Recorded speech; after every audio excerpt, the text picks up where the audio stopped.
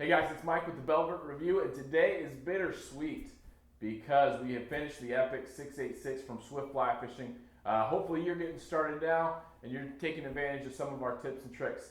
So today we're going to look at three things. We're going to look at doing your wrap, completing it, making it look so nice, so fresh, and so clean, and how to attach the tip on the end of the rod. After that, we're going to get out there and fish that thing, test it out, and find out how well it does out in the field. So we want to make this short and sweet, so we're going to get right to it and show you what we did. Okay, so after you've secured the guide to the fly rod with masking tape, you're going to start your wrap. So what you do is you overlap on the threads to make sure that you secure it in place. And then tighten it down nice and snug. And then once you do that, go ahead and clip off the additional thread.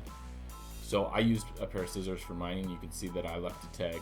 You should definitely use a razor blade like the directions said. This did show up in the finish. So just keep your wrap moving, and as you move along, remove the masking tape.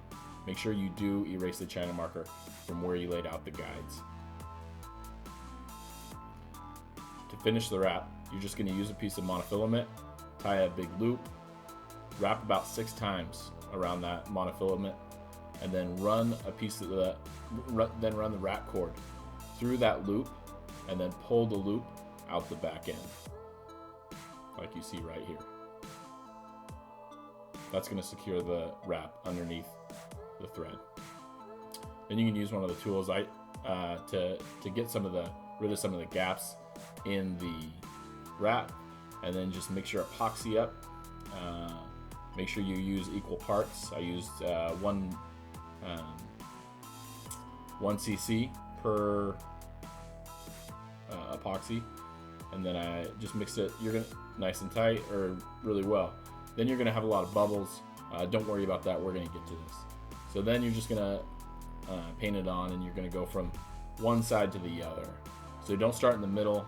Make sure you start on either outside of the wrap, and then work your way across just like that. Then you can use a straw to blow out the bubbles. We found that worked really well, but what also worked really well was using a lighter.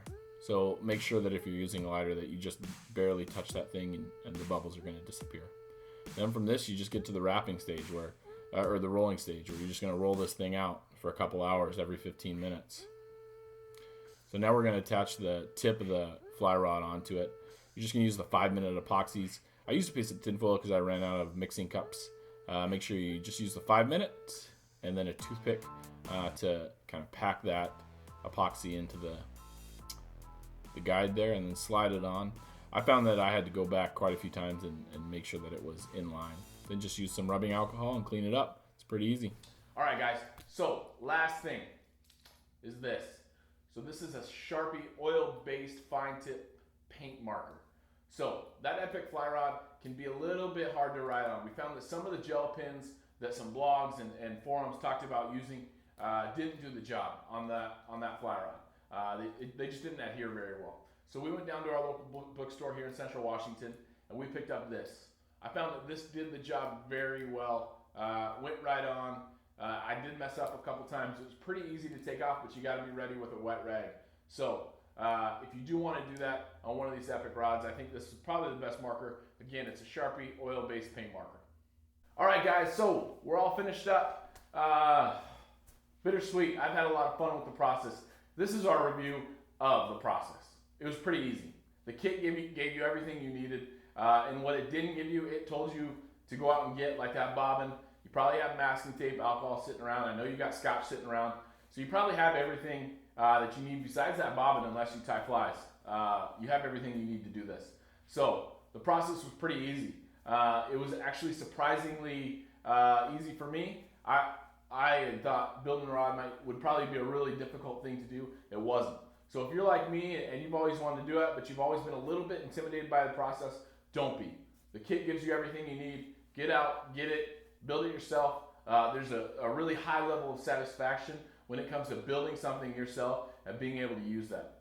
So I think I did a pretty good job. I don't think where I messed up is going to affect the quality of how the rod fishes, just the aesthetic. But that's okay with it. I'm okay with it because I built it. It's my rod, and it's pretty awesome. So go check them out, swiftflyfishing.com.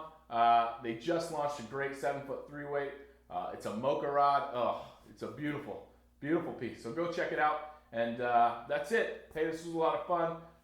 Check back in a couple weeks because we're going to fish the crap out of this thing and see how it does.